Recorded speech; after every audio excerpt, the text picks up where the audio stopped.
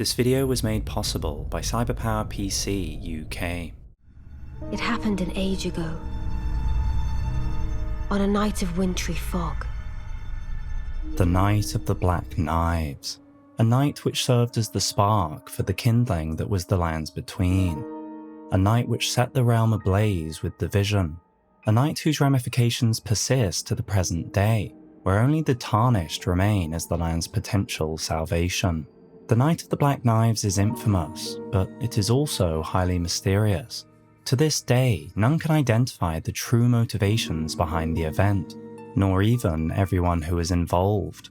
As such, it is even unclear when exactly the conspiracy occurred.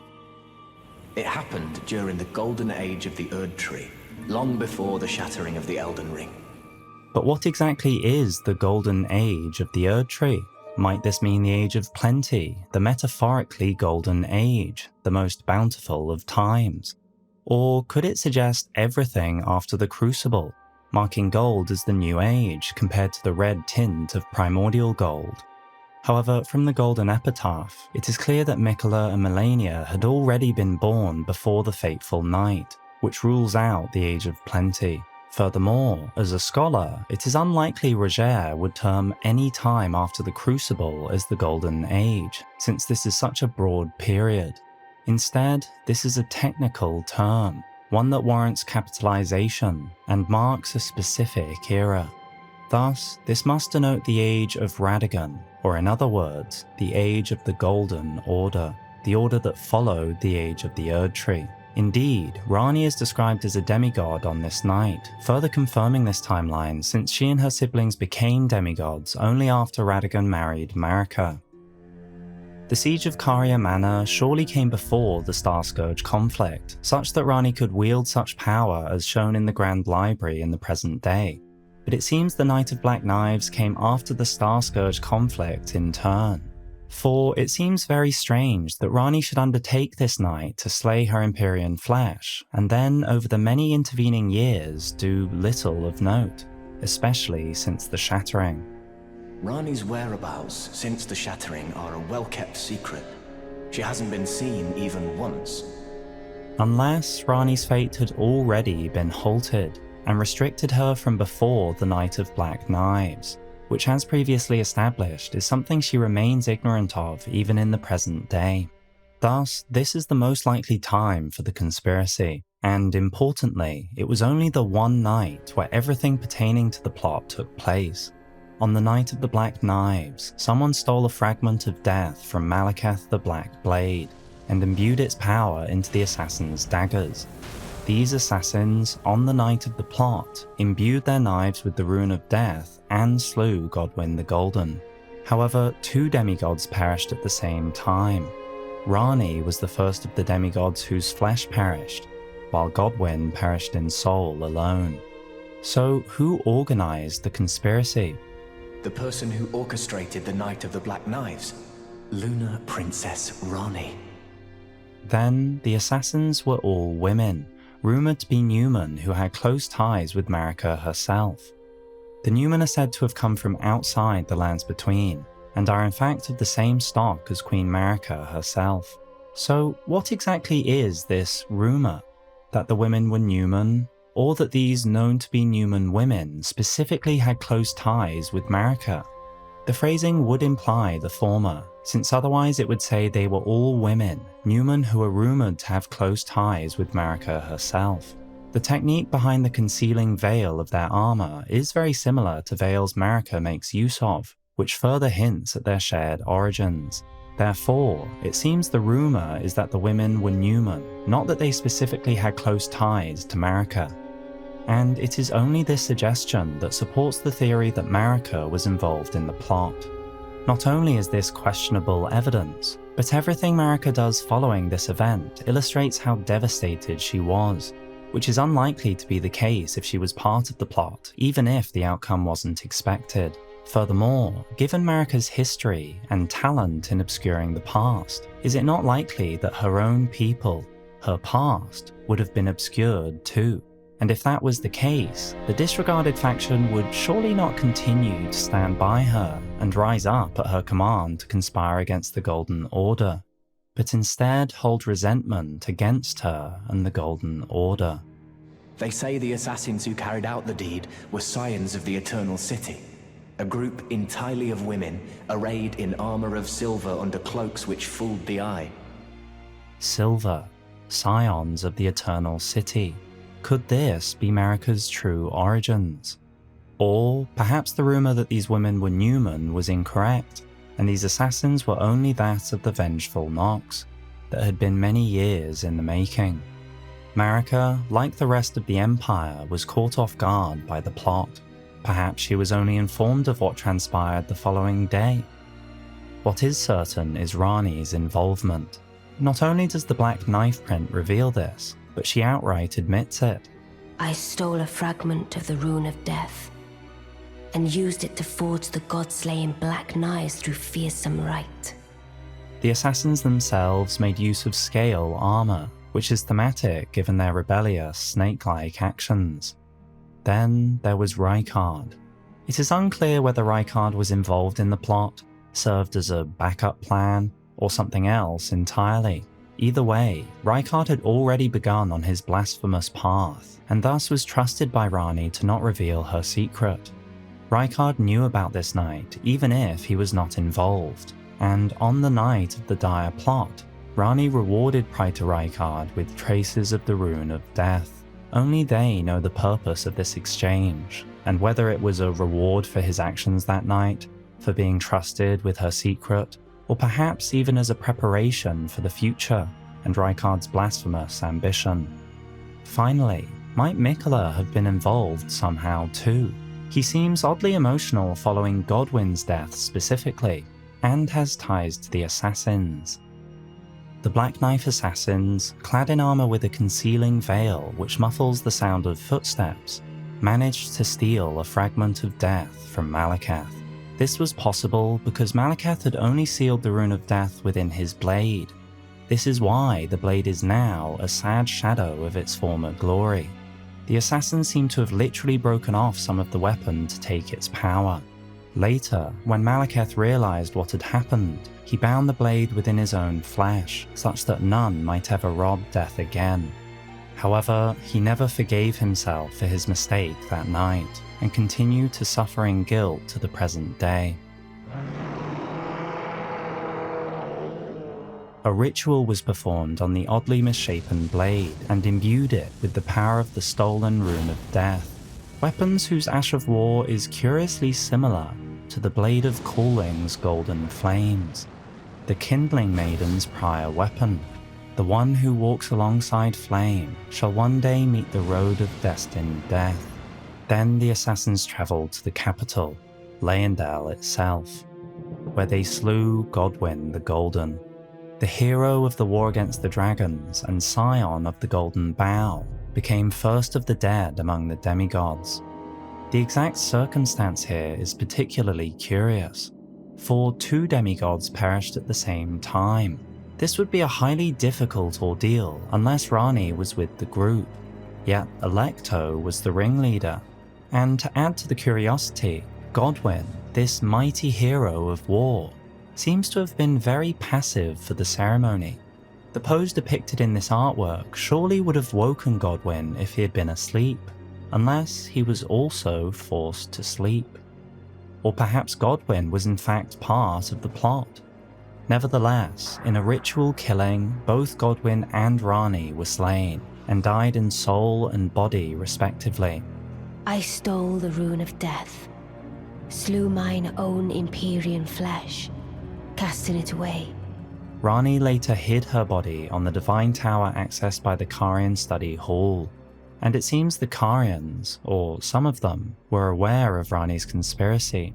O celestial globe, transmit to posterity the wisdom of the moon and stars, and obscure forever the transgressions of the princess. Thus was the tower inverted, and the path to the Empyrean body that bore the half-wheel wound of the centipede, evidence of Ranni's involvement in the plot, was hidden from the world.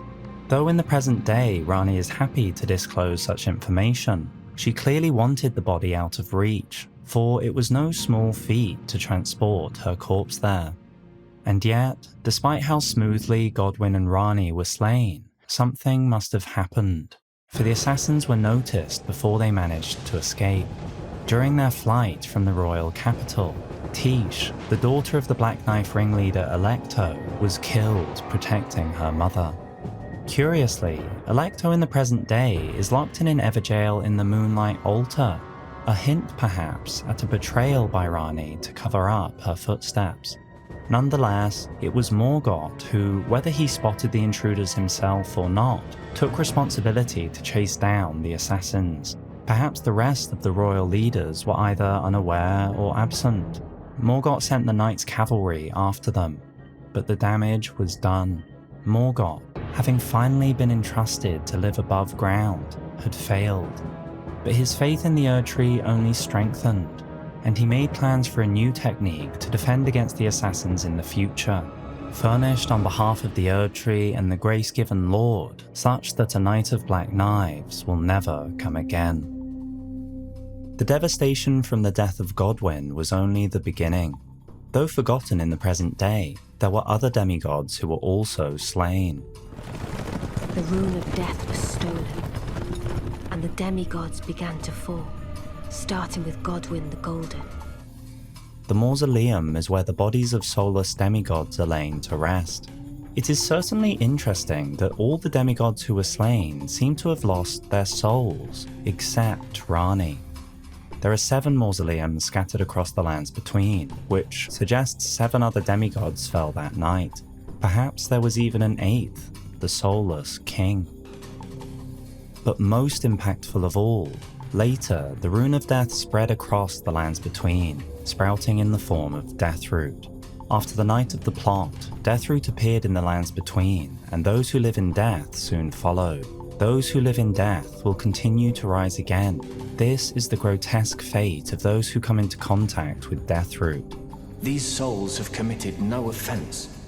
They have every right to life, only they happen to touch upon a flaw in the Order.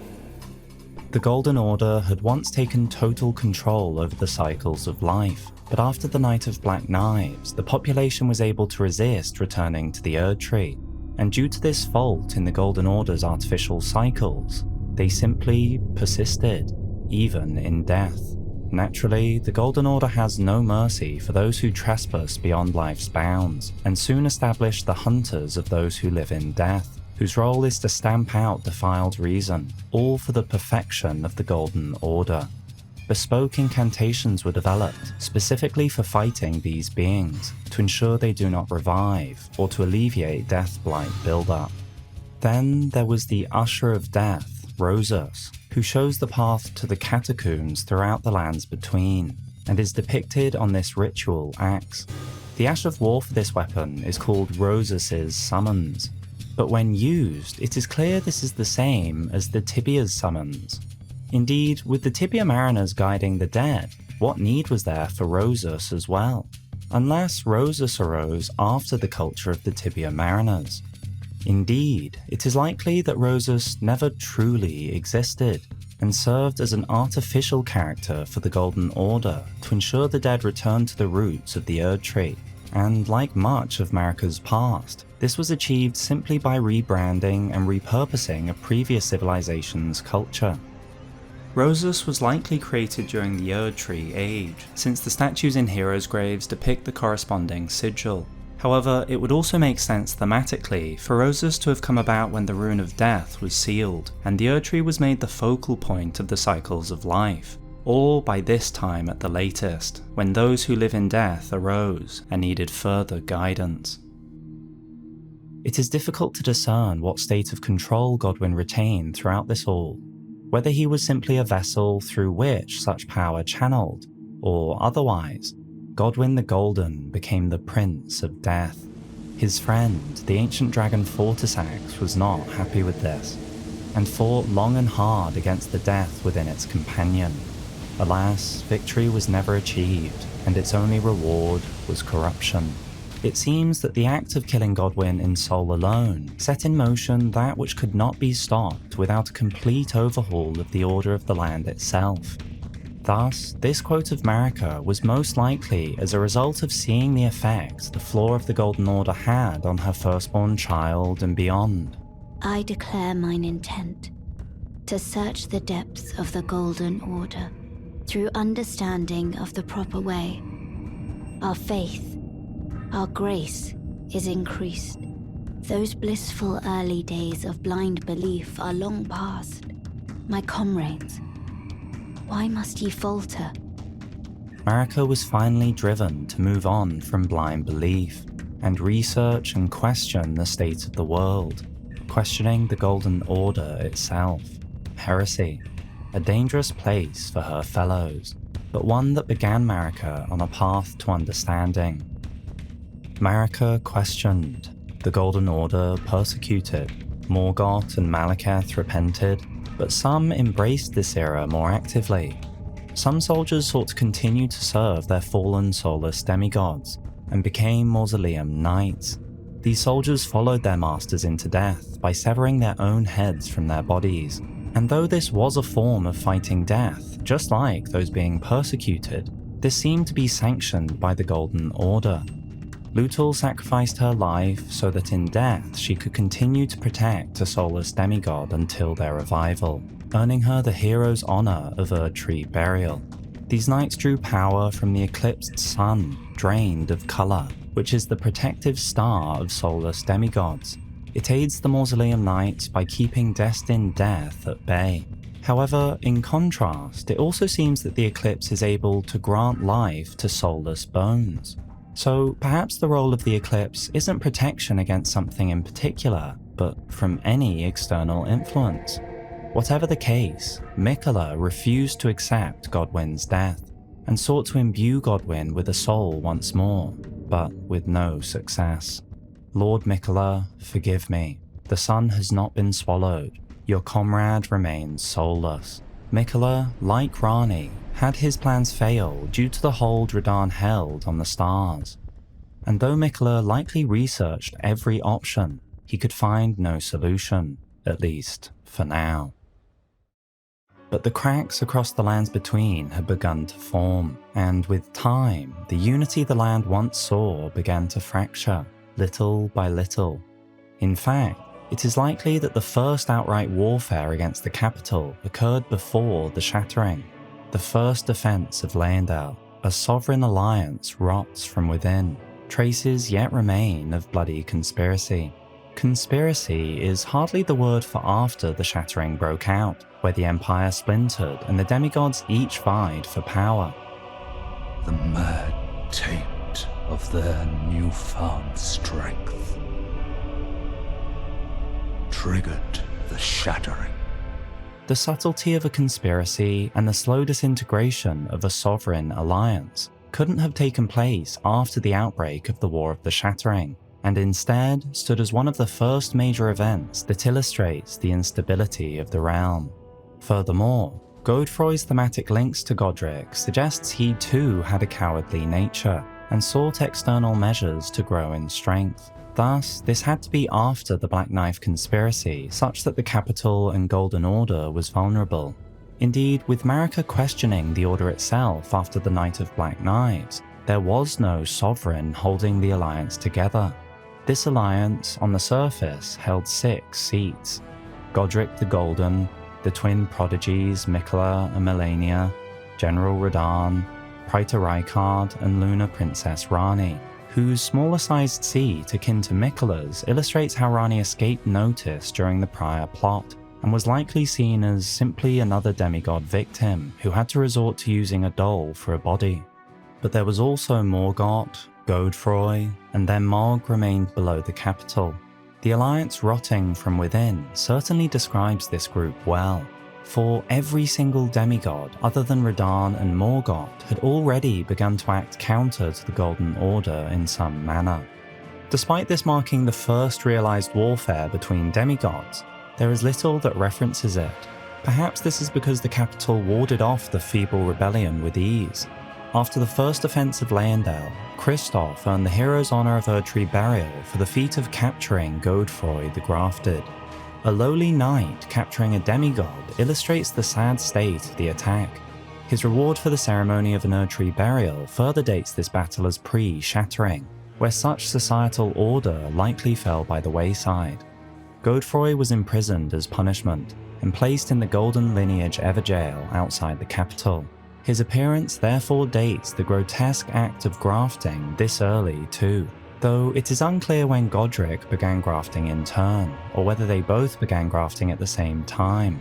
Their similarities may suggest that Godric was involved in the siege of Leyendell. Traces yet remain of bloody conspiracy does suggest that the whole conspiracy was not found out. So perhaps Godric managed to separate himself from the failed coup in time and buy a few more years in his home, bathed in rays of gold.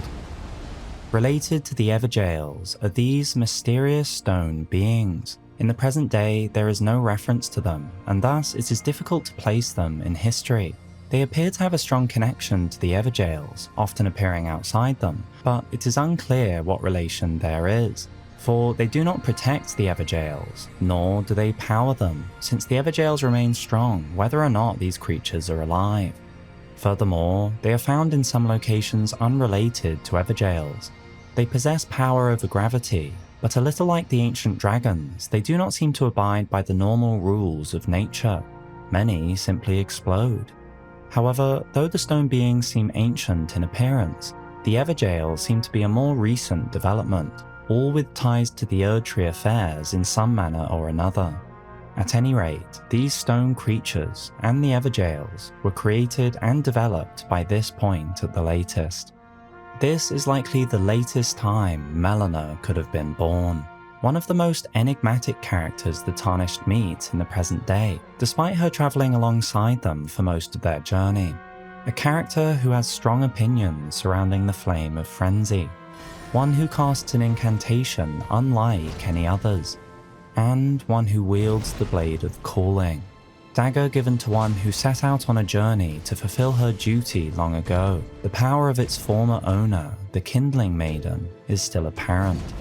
I was born at the foot of the Erdtree, where Mother gave me my purpose. I have to ascertain for myself the reason for which I live, burned and bodiless. Thus, though Melina could have arisen many years earlier, her relation to the Erdtree Empire suggests she couldn't have been born after the Erdtree's decline during the Shattering. And as previously established, though she later gains a Glowmide power, she arose specifically post-Erdtree, where the Glowmide Queen existed well before. Dragon communion had become established to the point that there were now dragons who devoted themselves towards enacting revenge upon those who would defile them so. Exike's Dragon Communion Revenger did not forget his hatred even as he succumbed to the Scarlet Rot at the end of the Shattering. Finally, Marika came to a conclusion.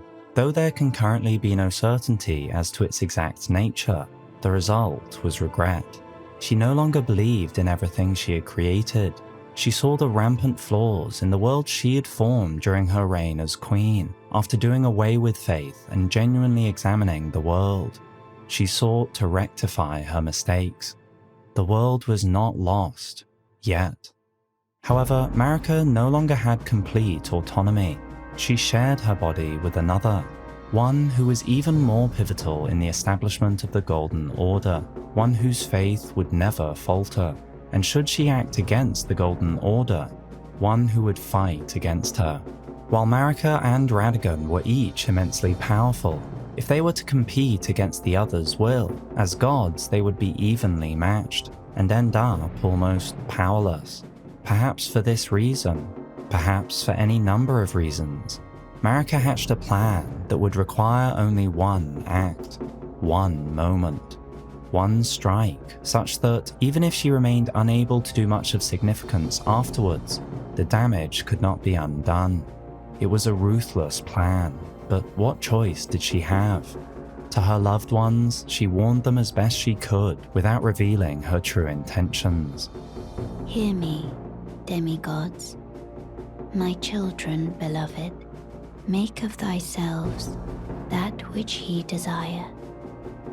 Be it a lord, be it a god, But should ye fail to become aught at all, ye will be forsaken, amounting only to sacrifices. And so, Marika broke the Elden Ring and the Order entire. And immediately, her other half fought to oppose her.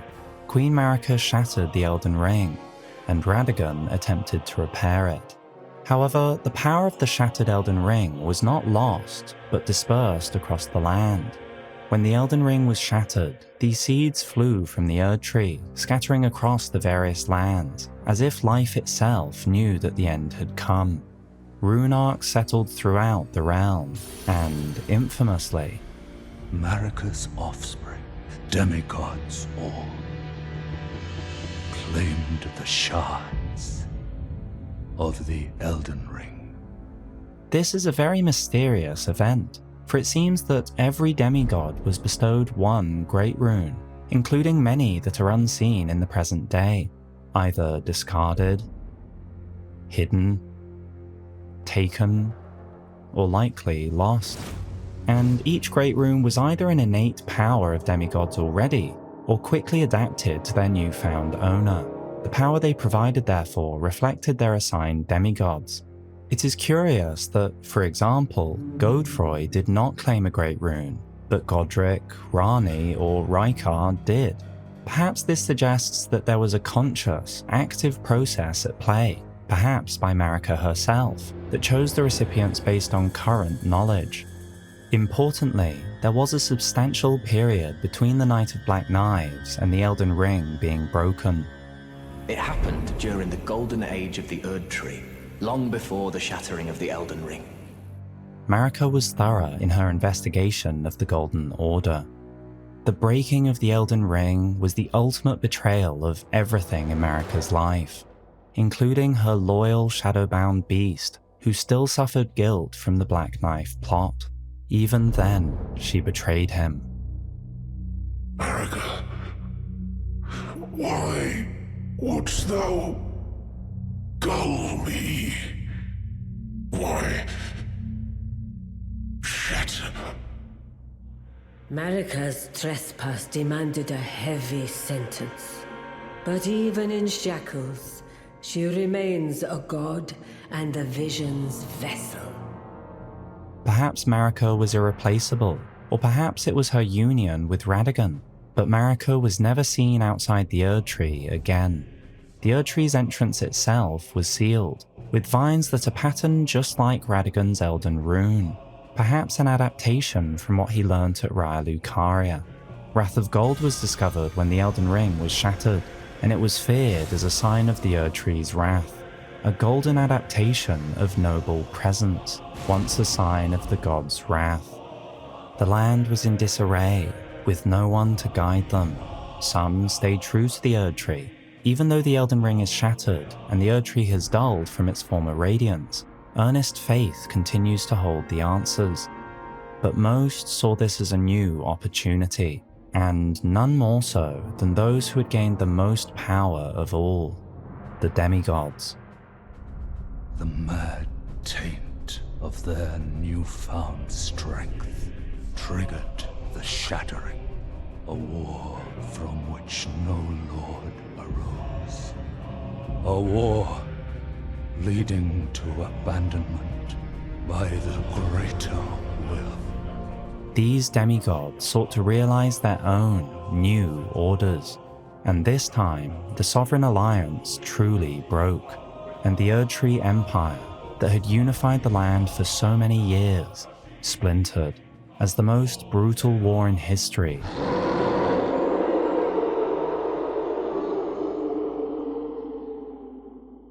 began. Thank you for joining for this episode on the timeline of Elden Ring. For more, consider supporting the channel and get early access to upcoming releases. You can also have your own theories featured in video format on the channel, or even get access to new Lore Before Bed videos ad-free for less than $1. Your support makes content like this possible, so thank you.